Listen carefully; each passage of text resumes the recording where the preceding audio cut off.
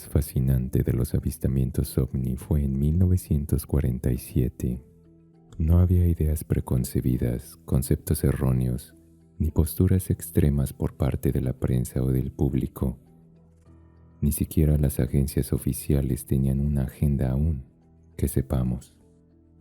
Las personas que vivieron en esa época tuvieron la rara oportunidad de vivir el nacimiento de un mito moderno, el de los platillos voladores. ¿Cómo es que nació este boom de los ovnis? Todo empezó el 24 de junio de 1947. El piloto privado, Kenneth Arnold, afirmó que vio una serie de 9 objetos no identificados, brillantes, que pasaban por encima del monte Rainier, a velocidades que Arnold estimó en un mínimo de 1,200 millas por hora, o casi 2,000 kilómetros. ¿Pudieron ser aviones de combate o alguna otra nave de origen humano? No lo creo. Recordemos que en los años 30, los aviones empezaban a alcanzar velocidades de 200 millas o 320 kilómetros por hora. Para los años 40, el avión de combate P-38 era capaz de alcanzar las 400 millas por hora o casi los 650 kilómetros. 5 días antes del avistamiento de Kenneth Arnold, en el aeródromo del ejército de Muroc, ahora base de la Fuerza Aérea Edwards, el coronel Albert Boyd estableció un récord mundial de los 1,000 kilómetros por hora, algo así como 623 millas por hora. Esto fue un récord mundial absoluto de velocidad. Aún así, estas velocidades están muy por debajo de lo que el piloto Kenneth Arnold afirmó ver en el cielo, donde los 9 platillos alcanzaban velocidades en un mínimo de 1,200 millas por hora. Entonces no, que el piloto de alguna forma haya visto aviones a esa velocidad, no es posible. Las diferencias de velocidades no concuerdan. ¿Será acaso que lo que vio el piloto ese 19 de junio de 1947 sean naves extraterrestres? Una cosa es segura, tecnología de origen humano no pudo haber sido. El primer avión en sobrepasar la velocidad del sonido, y por muy poco, alcanzó una velocidad de 700 millas, un poco más de 1,127 kilómetros por hora. El avión fue el Bell X-1, y esto fue el 14 de octubre del mismo año. Incluso este avión supersónico no puede alcanzar la velocidad que los platillos voladores parecen surcar sin problema. Entonces, cualquier teoría que indique que son naves humanas queda deshecha, sin tomar en cuenta que es imposible para los pilotos soportar una velocidad de esa magnitud. El avistamiento que vivió el piloto Kenneth Arnold fue el primer avistamiento posterior a la Segunda Guerra Mundial que obtuvo cobertura de noticias a nivel nacional y se le atribuye ser el primer avistamiento de la era moderna de ovnis. Kenneth Arnold describió a los objetos como platillos voladores, lo que se volvió el término favorito para describir a las naves extraterrestres desde entonces. A partir de ahí, la prensa en los Estados Unidos comenzó a cubrir la primera ola contemporánea de avistamientos de discos voladores. Los informes aumentaron a principios de julio en todo Estados Unidos, donde alcanzaron su punto máximo el día 7 de julio. Para el día 9, el Oakland Tribune anunció que los informes habían disminuido y parecía que el espectáculo había terminado. ¿Por qué la prensa cambió de interés tan rápidamente? Tenemos noticias que duran meses y meses, y sin embargo, algo tan importante, donde el público en verdad tenía el constante interés por conocer más, simplemente los medios de noticia dejaron de imprimir. Ese es un dato muy a tener en cuenta. Incluso el ejército y la marina habían comenzado una campaña para detener las historias de discos voladores, ¿Qué fue lo que pasó que el ejército y la marina usaron su poder para callar las historias de ovnis?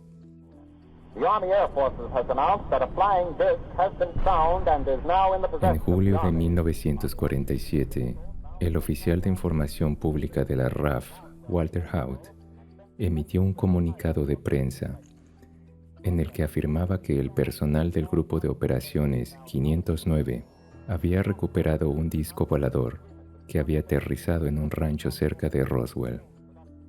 Es aquí donde los reportes de avistamientos ovni disminuyen. Pero ¿por qué justo después del accidente de Roswell, donde se afirmó que el gobierno recuperó platillos voladores y los cuerpos de los tripulantes?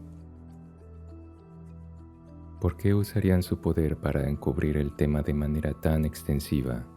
Algo sucedió en verdad, y estoy seguro que algo fuera de este mundo cayó en Roswell, y era de suma importancia tratar de callar a la prensa y a los testigos. Para tapar un tema, uno de los principales puntos es ridiculizarlo, que la gente tome el fenómeno ovni como algo de fantasía.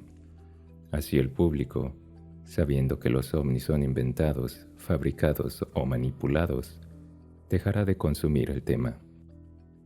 Se sabe que los gobiernos nos educan, nos dicen qué pensar, y justo aquí es cuando empiezan a aparecer muchos testigos con reportes falsos, fotografías manipuladas, objetos caseros que intentan dar forma de platillos, pues claramente están tratando de ridiculizar el tema. Y aunque por un lado las agencias de gobierno están tramando su agenda de encubrimiento, los avistamientos no dejaron de suceder en torno a esta zona de los Estados Unidos. En 1948, Illinois, San Luis, Valle del Mississippi, se vería un pico de avistamientos ovnis y criaturas peludas. A principios de enero de 1948, la señora Bernard Saikowski reportó haber visto a un hombre chisporroteante y zumbante, con alas plateadas, maniobrando a unos 18 metros sobre su granero en Chehalis, Washington. En Glendale, Illinois, James Traers, un niño de 12 años, le dijo a su mamá ver un ave tan grande como un B-29, un avión que mide 30 metros. En abril 4, un retirado coronel de la Armada dijo: «Pensé que había algo mal con mi vista, pero definitivamente era un pájaro y no un planeador o un avión a reacción. Por los movimientos del objeto y su tamaño, pensé que solo podía ser un pájaro de un tamaño tremendo». 5 días después, 2 hombres de la lavandería de Longview, Washington, vieron un trío de hombres pájaro rodeando la ciudad a una altura de 70 metros. Cuando se aparecieron por primera vez a la vista, pensé que parecían gaviotas, pero a medida que se acercaban, pude ver que no eran gaviotas y sabía que eran hombres. Llevaban trajes voladores, oscuros y monótonos. No podía distinguir sus brazos, pero podía ver sus piernas colgando hacia abajo y seguían moviendo su cabeza como si estuvieran mirando a su alrededor. No podía decir si tenían gafas puestas, pero sus cabezas parecían como si usaran cascos. No pude ver sus rostros. Ese mismo día, una pareja en Caledonia, Illinois, reportó ver a un monstruo ave más grande que un avión. Al día siguiente, el 10 de abril, 3 personas en Overland, Illinois, vieron a la criatura. Al principio pensábamos que era un avión. Sin embargo, más tarde, empezó a batir sus alas. El 26 de abril, un grupo de instructores del Mississippi School of Aerodynamics observaron un ave increíblemente grande, a más de 350 metros en el aire. Al día siguiente, un hombre reportó haber visto la misma criatura por una tercera vez en los últimos 4 días. Un inspector de U.S. Steel declaró en abril 30: «Creí que la gente que reportaba ver estas cosas en realidad veían insectos, hasta que vi uno en el cielo ayer por la noche. Estaba batiendo sus alas y se movía bastante rápido, a una altura de casi 1000 metros, y parecía estar iluminado por un débil brillo. Parecía ser del tamaño de un avión tipo Piper Cub, pero no había sonido alguno del motor. Casi no podía creer lo que veía. Ese mismo mes, también reportaron el avistamiento de un ave gigantesca en Alto Caledonia, Overland, Richmond Heights y Freeport, todos en Illinois. Es curioso que todos estos avistamientos ocurrieran muy cerca de Point Pleasant, donde más adelante surgiría el Mothman, una criatura que quizás simplemente los testigos aún no tenían el nombre con el cual identificarlo y clasificarlo, pero que lo han visto durante décadas o incluso siglos. Quizá estos seres sobrenaturales siempre han existido, conviviendo en esta particular zona del norte de América. ¿Pero por qué me refiero a seres en plural? Pues Mothman no es el único ser que se ha aparecido en West Virginia. A tan solo unos 200 kilómetros de Point Pleasant está la pequeña ciudad de Flatwoods, en el condado de Braxton. A las 7:15 p.m. del 12 de septiembre de 1952, dos hermanos, Edward y Fred May, y su amigo Tommy Hyer, dijeron que vieron un objeto brillante cruzar el cielo y aterrizar en la propiedad del granjero local Bailey Fisher. Los chicos fueron a la casa de Kathleen May, la madre de los hermanos, donde contaron su historia. May, acompañada por los tres niños, su mascota, los niños Neil Nunley y Ronnie Shaver, y el miembro de la Guardia Nacional de Virginia Occidental, Eugene Lemon, fueron a la granja Fisher en un esfuerzo por localizar lo que los niños habían contado. El grupo llegó a la cima de una colina, donde Nunley dijo que vieron una luz roja intermitente. Lemon dijo que apuntó una linterna en esa dirección y momentáneamente vio una figura parecida a un hombre, alto, con una cara redonda y roja, rodeada por una forma puntiaguda con forma de capucha alrededor de la cara, de aproximadamente 3 metros de altura, formas parecidas a ojos que emitían una luz de color naranja verdoso y un cuerpo negro o verde oscuro. May describió la figura con manos pequeñas en forma de garra, pliegues similares a ropa y una cabeza que se parecía al haz de picas. Según la historia, cuando la figura emitió un silbido y se deslizó hacia el grupo, pudieron percibir una especie de gas que les produjo irritación, vómito y mareo, lo que hizo que el grupo huyera. Pero es de notar que estos efectos les duraron varios días. Otro avistamiento de la criatura fue dado por la señora Audra Harper, poco antes del infame avistamiento en la granja de Fisher. Harper afirma haber visto al monstruo mientras caminaba por el bosque cerca de su casa en la ciudad de Heathers. Esta ciudad está a unos 5 kilómetros al norte de Flatwoods. Harper y su amiga caminaban hacia una tienda cercana. Alrededor de media milla en su viaje, notaron una bola de fuego en una de las colinas. Harper lo descartó, asumiendo que uno de sus vecinos estaba persiguiendo zorros. Cuando miró hacia atrás, vio algo increíble. El fuego se había desvanecido y en su lugar estaba la silueta alta y oscura de una figura con forma de hombre. Aterrorizados, Harper y su amiga corrieron, escapando entre las rocas y los cantos rodados esparcidos por la ladera. El día después del incidente del 12 de septiembre en Flatwoods, ocurrió otro extraño avistamiento cerca de Strange Creek, a unas 20 millas al sur de Flatwood. Según se informa, George y Edith Snitowski y su hijo de 18 meses conducían por el área rural entre Clay y el condado de Braxton en la Ruta 4, cuando su automóvil se apagó repentinamente. El señor Snitowski intentó reiniciar el automóvil sin éxito. Era de noche y el camino estaba desierto, mientras los Snitowski intentaban decidir qué hacer. Un olor fétido y sulfuroso llenó el aire y su bebé comenzó a llorar. Una extraña luz brillante llenó la oscuridad, y la pareja fue testigo de una criatura de 3 metros de altura flotando frente a su automóvil.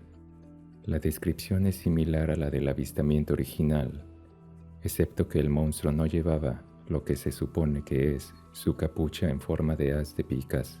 En cambio, según los informes, su cabeza era reptiliana y huesuda, y la criatura arrastró su mano de lagarto por el capó del coche antes de adentrarse en el bosque.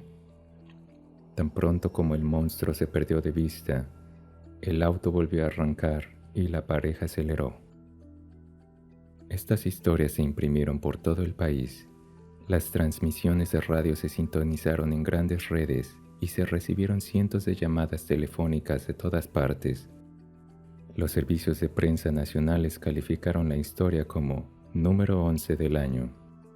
Esta historia fue investigada por Albert Bender, quien un año más tarde, en julio de 1953, sería quien tendría el más famoso encuentro con los hombres de negro.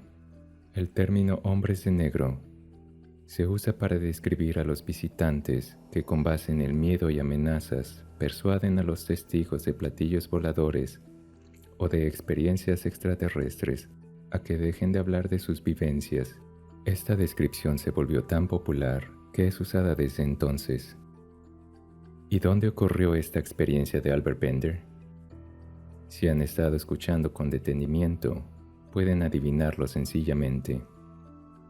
Lo que vivió Albert Bender sucedió también dentro del mismo estado de West Virginia, a tan solo 50 kilómetros de donde fue visto el monstruo de Flatwoods y a 200 kilómetros de donde sería visto Mothman. Es como si toda esta zona estuviera marcada por lo paranormal. No es casualidad que tantas historias paralelas sucedan en el mismo estado y en un marco de tiempo tan corto. Los reportes, las criaturas, los hombres de negro y los platillos voladores, todo gira en torno a esta zona. Incluso los indios nativos preferían no tener asentamientos ahí. Parecían conocer algo sobre West Virginia que evitaban ese lugar a toda costa. Incluso antes de que los europeos vinieran a este continente, de acuerdo con los antropólogos, los indios se distribuyeron por todos lados, menos en los alrededores de West Virginia. Simplemente parecía estar deshabitado. Esta área es fértil, muy boscosa y rica en caza. Entonces, ¿cuál era el problema? ¿Por qué no querían estar donde los recursos eran abundantes? Porque lo más seguro es que tuvieran contacto con fenómenos inexplicables que fueran tan fuertes que incluso era peligroso vivir en esa área. ¿O de qué otra forma podemos explicar que al otro lado del río Ohio los indios construyeran grandes montículos y dejaran una rica herencia de cultura y tradición india? Pero esto no sucede en West Virginia. La ausencia de una tradición india es problemática para el investigador. Crea un vacío incómodo. Hay extrañas ruinas antiguas en el estado, monumentos circulares de piedra que demuestran que alguien se había asentado en la región alguna vez, pero no fueron los indios. Entonces, ¿quién se habría asentado en esa zona? ¿Y cuál era el significado de estos monumentos? ¿Acaso una advertencia? En 1961, en Florida, Tamiami Trail, hubo reportes variados de lo que parecía ser un buitre muy grande con alas alrededor de 16 metros. En mayo de 1961, en New York, un piloto reportó estar siendo zumbado por un pájaro grande, más grande que un águila. El testigo cuenta: por un momento dudé de mi cordura, porque se parecía más a un pterodáctilo del pasado prehistórico. La cosa se había precipitado en su avión mientras navegaba por el valle del río Hudson. Después de este encuentro, hubo más avistamientos de aves gigantes. Otra pareja, una mujer prominente en asuntos cívicos en Point Pleasant, conducía por la Ruta 2 a lo largo del río Ohio con su anciano padre. Mientras pasaban por un sector en el borde de un parque conocido como Chief Cornstalk Hunting Grounds, una figura alta, parecida a un hombre, apareció de repente en el camino frente a ellos. Al bajar la velocidad, pudieron ver que era mucho más grande que un hombre. Era una figura gris. Estaba en el medio de la carretera. Luego, un par de alas se desplegaron desde su parte posterior y prácticamente llenaron todo el camino. Casi parecía ser un pequeño avión. Los dos estábamos aterrorizados. Pisé el acelerador y salimos lo más rápido de ahí. En Sandling Park, el 16 de noviembre de 1963, 4 adolescentes pasaban por un camino rural cerca del parque. Los jóvenes regresaban a casa de un baile cuando los movimientos de una estrella llamaron su atención. Surgió en el cielo y se dirigió directamente hacia ellos, finalmente cayendo detrás de unos árboles. John Flaxton sintió mucho frío y una sensación de miedo abrumador. La luz era ahora un objeto ovalado. Parecía moverse junto con ellos desde una distancia de unos 60 metros. Cuando se detuvieron, la luz se detuvo. Luego se perdió de vista detrás de los árboles. De repente una figura alta y negra emergió de los bosques y se abalanzó sobre ellos. El pánico se apoderó del grupo al ver tal semejante aparición. Era completamente negro y no tenía una cabeza discernible, como un murciélago de tamaño humano, con grandes alas de murciélago en su espalda. Los 4 despegaron tan rápido como pudieron, rezando que lo que sea que hayan visto no los siguiera hasta sus casas. Muchas más luces extrañas se avistaron en Sandling Woods en los días siguientes. 3 semanas después, un grupo de personas, incluidos 2 reporteros, visitó el sitio y encontró que todo el bosque estaba iluminado por una extraña luz pulsante. Lo observaron desde la distancia durante media hora. ¿Por qué hay tantos sucesos paranormales en esta zona? Es claro que todos estos avistamientos son producidos por algo tangible, algo que existe, algo que deja evidencia y que interactúa con su entorno. No es una aparición, no es imaginación, pero tampoco es humano. West Virginia siempre fue un área llena de misterios e intriga. Durante siglos ha sido un lugar donde lo paranormal y lo inexplicable se han dado cita. Leyendas antiguas y mitos han sido transmitidos de generación en generación, susurrados en tonos quedos, alrededor de fogatas y en las sombrías calles del pueblo. Nadie ha sido capaz de explicar lo que realmente ocurre en esta lúgubre localidad. La niebla se adueña de las calles y los vientos aúllan en la noche, llevando consigo los ecos de un pasado oscuro.